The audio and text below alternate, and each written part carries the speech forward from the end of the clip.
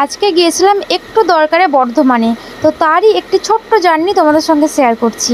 Hello everyone, কেমন আছো সবাই? আমার নতুন একটি ভিডিওতে তোমাদের অনেক অনেক ওয়েলকাম। তো এই যে দেখো, আমি, আমার বর আর এই যে পাশে যে পিচ্চিটাকে দেখছি, এটা হচ্ছে আমার ছোটো মাসির ছেলে। তো আমরা তিনজনে যাচ্ছি আজকে একটু দরকারে বর্ধমানে। তো স্টেশনে এসে এই যে ট্রেনের উপরে বসে আছি, এখনও ট্রেন ছাড়েনি। আর অবশ্যই কাটোয়া স্টেশন থেকে উঠছি, যেহেতু আমি এখন কাটোয়াতে আছি, মানে আমরা এখন কাটোয়ায় আছি, ওই কারণে আর কি।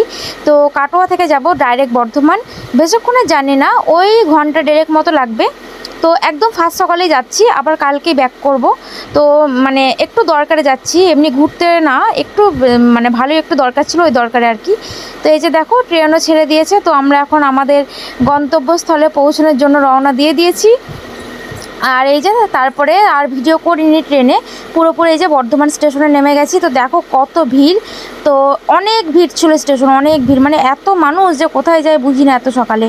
তো বড়মশাই বললো তুমি একটু পাশে দাঁড়াও, আগে একটু ফাঁকা হোক, তারপরে উঠবো লিফটে। তো তোমরা তো সবাই জানো বর্ধমান স্টেশনে লিফট হয়েছে, আগে ছিল না, এখন হয়েছে।